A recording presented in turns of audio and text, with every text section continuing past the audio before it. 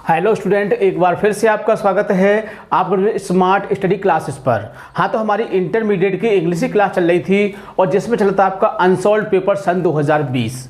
यानी कि जो ये अनसॉल्व पेपर चल रहा है बहुत ही महत्वपूर्ण टॉपिक है आपका, क्योंकि इसमें आपके सभी क्वेश्चनों को रिवीजन हो जाएगा। यानी जो भी आपके क्वेश्चन हैं, यानी कि मान लीजिए आपका सेंट्रल आइडिया का हो या एक्सप्लेनेशन को या ग्रामर का कोई टॉपिक हो, यानी कि इसमें आपके हर टॉपिक का बहुत ही अच्छी तरह से रिवीजन हो जाएगा। ठीक है, तो ये बहुत ही महत्वपूर्ण टॉपिक है और आज आपका नया सेट स्टार्ट होगा, यानी कि set number 7।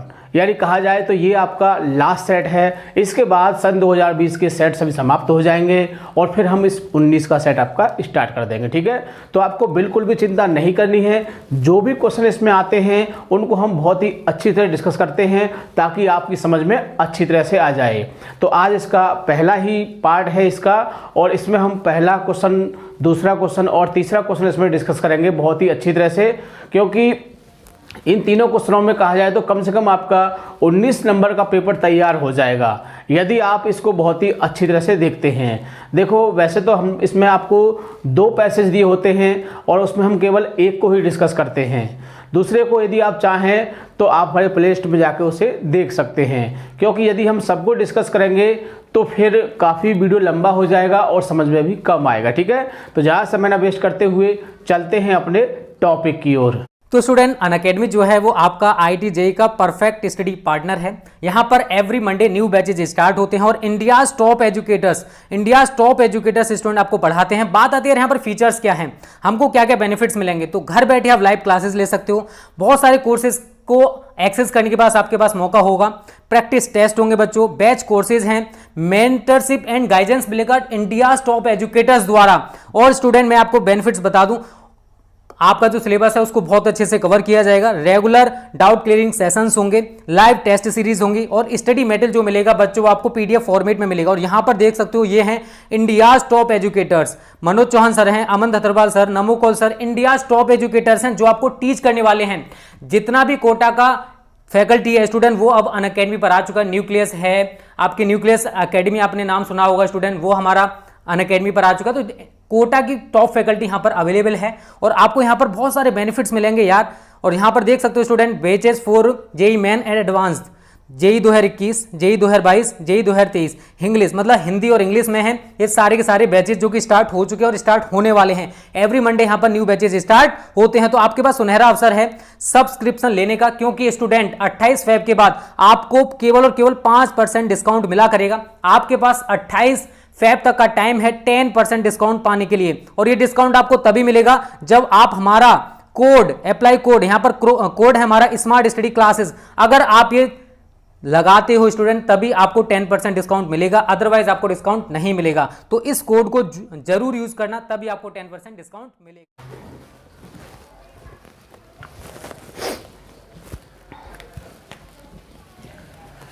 Class 12th English, यानी कि 12th क्लास की इंग्लिश की क्लास चल रही थी और जिसमें चला था आपका unsolved paper sun 2020।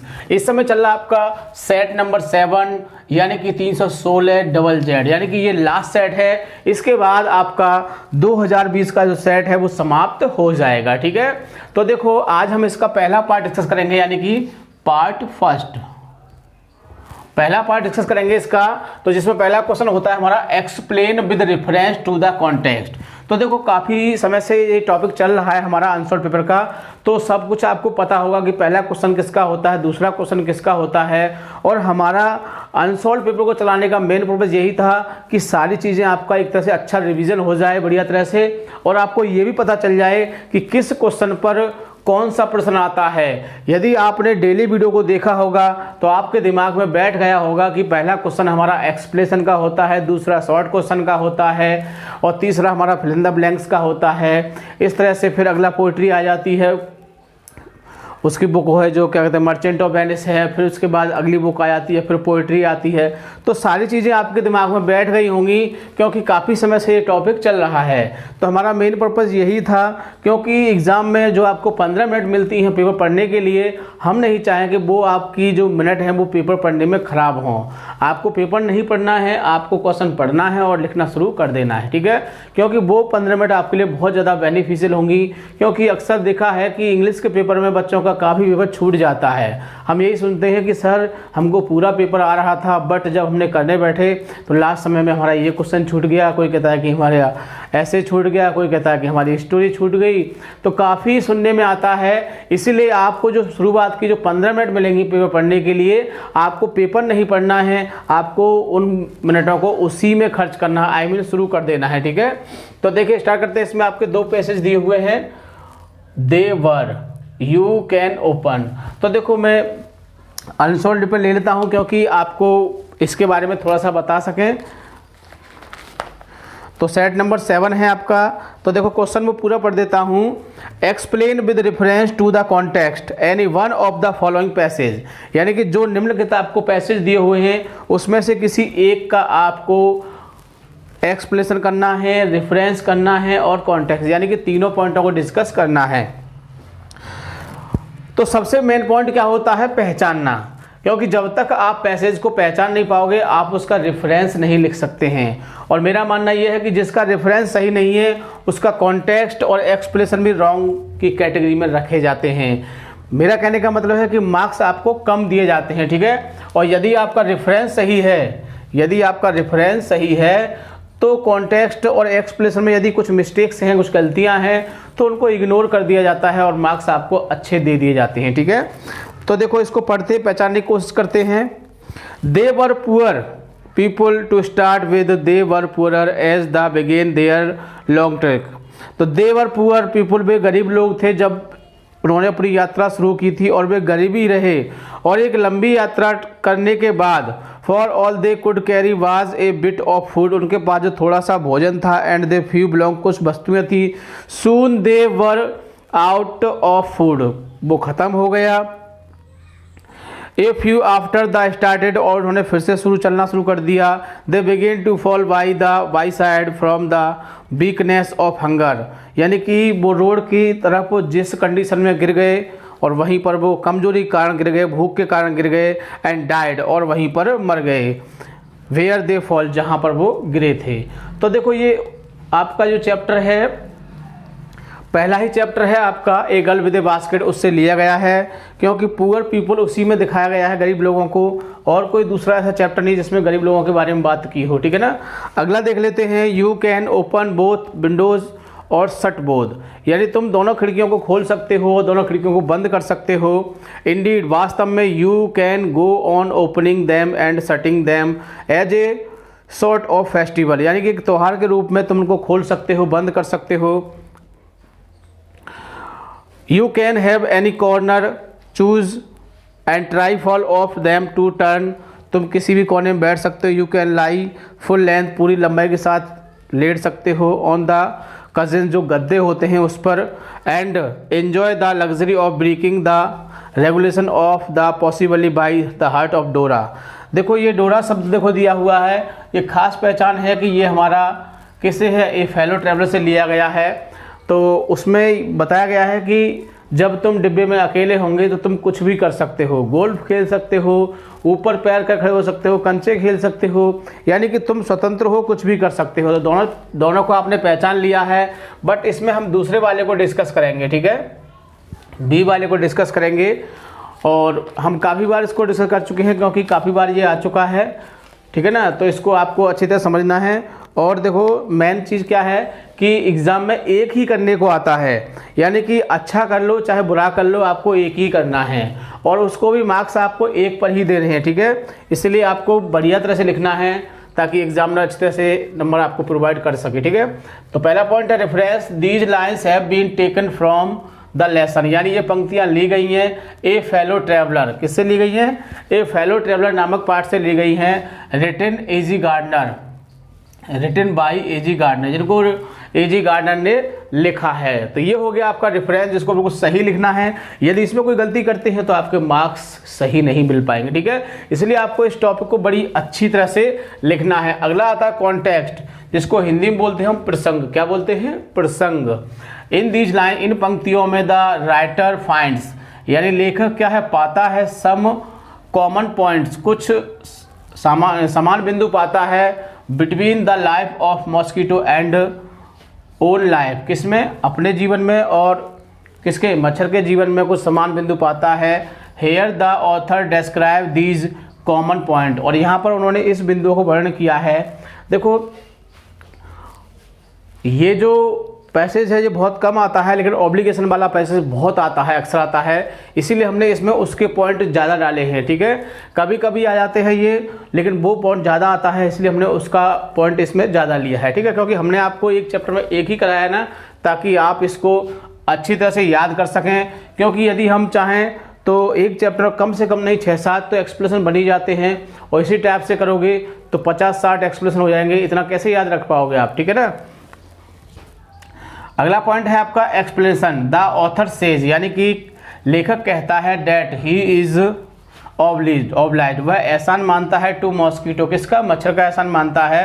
And the mosquito also should feel his obligation, मच्छर को भी उसका एहसान मानना चाहिए। बिकॉज, क्योंकि both of them are mortal, क्योंकि दोनों ही वो नासवान हैं। And one day they will die, और एक दिन दोनों मर जाएंगे।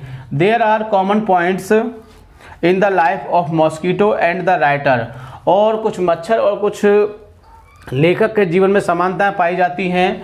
The mosquito does not know anything about his journey, यानी मच्छर जो है अपनी यात्रा के बारे में कुछ भी नहीं जानता है।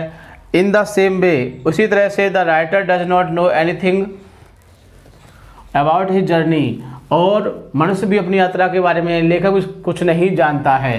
ऑफ द लाइफ, जो जीवन रूपी यात्रा है।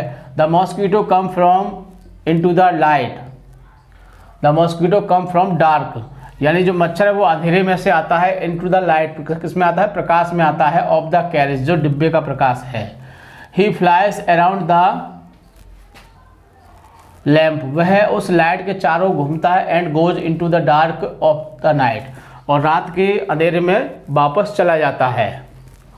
इन द एंड, कब, अंत में। दस, इस प्रकार the author goes to unknown place, both are mysterious, तो लेखक है वो भी सुनसान जगह पर, अनजान जगह पर चला जाता है, यानी दोनों ही कैसे हैं, दोनों ही मिस्टीरियस हैं, दोनों ही रहस्यमय हैं। तो ये था एक्सप्लेनेशन जिसको हमने आपको डिस्कस किया। ज़्यादा खास इम्पोर्टेंट नहीं है, लेकिन हम जब पेपर करा रहे हैं तो आपको बताना तो पड़ेगा। ठीक है ना। अगला क्वेश्चन आता है इसका शॉर्ट क्वेश्चन का। किसका आता है, शॉर्ट क्वेश्चन का। Answer any one of the following question. देखो इस क्वेश्चन को करना बड़ा ही आसान है। यदि आपने 3 चैप्टर के शॉर्ट क्वेश्चन भी बढ़िया तरह से कर लिए, 3 चैप्टर के, तो भी आप इसमें एक क्वेश्चन बहुत ही आसानी से फाइंड कर सकते हो। तो देखो क्वेश्चन में इसमें से बोलूँगा, और आंसर मैंने यहाँ लिखा है, लिखे हुए हैं। क्वेश्चन ज़्यादा इंपॉर्टेंट नहीं है, फिर भी देखो पेपर के बेस से हमें कराना है। ठीक है। क्वेश्चन है describe in your own words William C Douglas feeling about the girl with the basket, यानी कि ये आपका वही क्वेश्चन है, यानी कि लेखक ने क्या सोचा उस लड़की के बारे में, या देश के बारे में क्या सोचा था, इंडिया के बारे में। तो वही क्वेश्चन है, थोड़ा सा उसको चेंज कर दिया है ताकि विद्यार्थी जो है वो कंफ्यूज हो जाएं, और या एग्जाम्पल इसको क्वेश्चन को लिखने से छोड़ दें। ठीक है। सेम क्वेश्चन है, देखो आंसर देख लेते हैं। विलियम सी डगलस फीलिंग्स, और हम आपको बता रहे हैं कि हम उसका आंसर जो लिखाते हैं क्वेश्चन बेस पर लिखाते हैं, ताकि एग्जामिनर उसको एक बार पढ़ भी लेगा तो नंबर देने से अपने आप को रोक नहीं पाएगा। ठीक है। तो William C Douglas feeling about the girl with the basket, यानी विलियम सी डगलस जो है वो feelings about the girl with the basket, यानी कि जो आपका लड़की के साथ टोकरी जो पार्ट है उसमें क्या महसूस करता है। दैट ही थॉट, वह सोचता है। दैट की the girl was born in a poor and dirty place, यानी कि जो लड़की थी जिसका जन्म कहाँ पर हुआ था, पुअर, गरीब और गंदे स्थान पर हुआ था। यट, फिर भी she had sense of self respect, और उसके अंदर आत्मसम्मान की भावना थी। इस बात को वो विचार करता है। And the people of India, और भारत के लोग were full of self of respect, किससे, आत्मसम्मान से भरे हुए थे। डिग्निटी, वैभवता से भरे हुए थे। एंड कल्चर, और सभ्यता से भरे हुए थे। तो इन चीज़ों को वो देखता है, और उसने इस पाठ के माध्यम से ये सब कुछ बताया है। ठीक है। अगला क्वेश्चन देखते। अगला क्वेश्चन है आपका, क्वेश्चन में इसमें से आपको बताऊंगा आपको। Comment on the humorous touches of A G Gardiner in the essay a fellow traveller, यानी कि जो आपका चैप्टर है फेलो ट्रैवलर, उसमें हास्यपूर्ण जो स्पर्श है उसके बारे में बताइए आपको। तो हास्यपूर्ण स्पर्श क्या होता है कि वो मच्छर उसको बैठ जाता है, फिर वो उड़ा देता है, फिर बैठ जाता है, फिर वो उड़ा देता है, तो फिर गुस्सा हो जाता है और वो उसको चेतावनी देता है कि यदि तूने मुझको अब टच किया तो मैं तुझको मृत्युदंड दे दूंगा। तो यही इसमें बताया गया है। The mosquito set nose of the writer, यानी कि मच्छर जो है वो लेखक की नाक पर बैठ जाता है। एंड ही फ्लैड हिम, और वह उसे उड़ा देता है। एंड वार्नेड हिम ट्वाइस, और उसको 2 बार चेतावनी देता है। Yet the mosquito attacked him again, और मच्छर उस पर फिर से आक्रमण कर देता है। So the writer was angry with him, इसलिए मच्छर उससे गुस्सा हो जाता है, लेखक मच्छर से गुस्सा हो जाता है। And wanted to kill him, और उसे मारना चाहता है।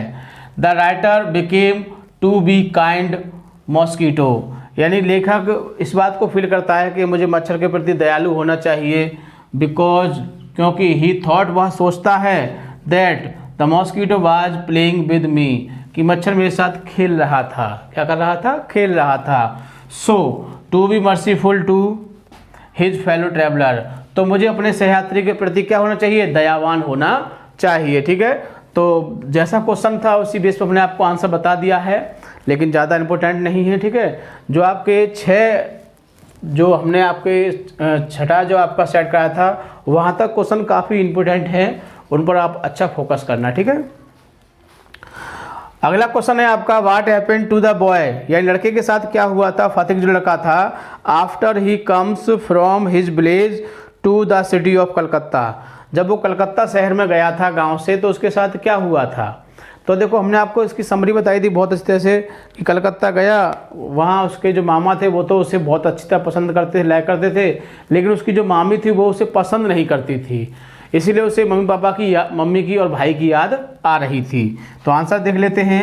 व्हेन मिस, जब the boy Phatik comes from his village to city of Calcutta, तो क्वेश्चन में से आ जाएगा, यानी जब फतेह लड़का जो था वो गांव से कलकत्ता आया, तो he is unable to adjust in new situation, यानी कि वह अपने आप को सही ढंग से वहाँ पर प्रस्तुत नहीं कर पा रहा था, सही ढंग से नहीं रह पा रहा था वहाँ की जो सिचुएशन के अनुसार, परिस्थिति के अनुसार। And remembers his mother and his brother, और अपने भाई और अपनी माँ को याद कर रहा था। ठीक है ना, याद करता था। तो इस तरह से देखो बहुत ही अच्छी तरह से हमने तीनों क्वेश्चनों को डिस्कस किया और यहाँ पर हमने एक्सप्लेनेशन को बताया। आप इसको बहुत ही अच्छी तरह से देख सकते हैं। इसमें देखो एक क्वेश्चन इंडिकेट नहीं हो पाया है क्योंकि आपको पता है कि बोर्ड पूरा फिल हो चुका है। तो इन क्वेश्चनों को जो फिल इन द ब्लैंक्स आते हैं उसको मैं वैसे ही इसमें डिस्कस कर देता हूँ आपका। वैसे ये कई बार पहले हम इनको डिस्कस कर चुके हैं, इसीलिए कोई ज़्यादा वैसी बात नहीं है। तो देखिए इसमें है the average blank labourer makes 30 cent, यानी कि जो एक मजदूर की जो इनकम थी वो 30 सेंट कम से कम कमाता था। तो एवरेज जो था वो कैसा था? अनस्किल्ड। कैसा होगा? यानी कि इसमें से आपका अनस्किल्ड इसमें आपको फिल करना है। वैसे इसके लिटरेट है, ब्लाइंड है, अनस्किल्ड है, ओल्ड है, तो इसमें से क्या आ जाएगा आपका? अनस्किल्ड। ठीक है ना। बी नंबर का पॉइंट है इसमें देखिए, सोसाइटी रिक्वायर्स, यानी समाज को जरूरत होती है women of discipline mind and blank manner. तो मैनर कैसा होना चाहिए? रेस्ट्रेन मैनर होना चाहिए। कैसा होना चाहिए? रेस्ट्रेन मैनर होना चाहिए। तो ये कई बार क्वेश्चन आपका रिवाइज हो चुका है। ठीक है। इसके बाद अगला है आपका, she pleaded and begged in tones that world blank any hurt. तो इसमें देखो रिंग, रिंग शब्द है, मैं चारों को बता देता हूँ। रिंग है, स्लिंग है, रिंग है, व्रिंग है। तो देखो इसमें डब्लू वाला जो व्रिंग होता है वो वाला आएगा इसमें, WRING। ठीक है ना, इस तरह से ये वाला आएगा इसमें व्रिंग। अगला है इसमें देखिए, I put down my paper, यानी मैंने अपने पेपर को फैलाया, ब्लैंक माई आर्म्स, में अपनी हाथों पर, एंड माई लेग्स, और अपनी टांगों पर। तो फैलाने की होती है स्ट्रेच्ड। क्या होती है? स्ट्रेच। तो ब्रोक में तोड़ना, हर्ट में चोट पहुंचाना, स्लिप माने फिसल जाना, स्ट्रेच में फैलाना। तो इसमें क्या आ जाएगा? आपका स्ट्रेच आ जाएगा। ठीक है ना। इस तरह से देखो, अगर इसमें थोड़ा सा जगह इसमें होती तो हम इसको कहीं भी इंडिकेट कर सकते थे, लेकिन आपको ज़्यादा परेशान नहीं होना है। चारों को हमने आपको बता ही दिया है, और ये 4 पीछे भी आपके आ चुके हैं और आगे भी आ जाएंगे। ठीक है। तो जब आगे आएंगे तो इनको मैं बहुत अच्छी तरह से इंडिकेट कर दूंगा, और यदि कभी जैसे कि सपोज देन हम क्वेश्चन पढ़ा रहे हैं और कहीं ज़्यादा जगह बचती है तो वहाँ पर मैं इनको लिख के भी बता सकता हूँ। ठीक है ना। तो बहुत ही अच्छी तरह से आपको इसको समझना है, और मैंने आपको बताया था कि एग्ज़ाम में इन्हीं में से क्वेश्चन आते हैं, और बहुत अच्छा आपका रिवीजन हो जाएगा, क्योंकि हर क्वेश्चन को हम रिवाइज कर रहे हैं, इसमें आपको हर क्वेश्चन को बता रहे हैं। ठीक है। तो सबसे खास बात क्या है? वीडियो को अच्छी तरह से देखना है, ताकि जो कुछ हमने समझाया वो आपकी समझ में आ सके। और सबसे खास बात, वीडियो को लाइक या शेयर करना नहीं भूलना है। एग्ज़ाम बहुत ही नियर है, ताकि और विद्यार्थी इससे फ़ायदा उठा सकें। ठीक है। Thank you. जय हिंद, जय भारत।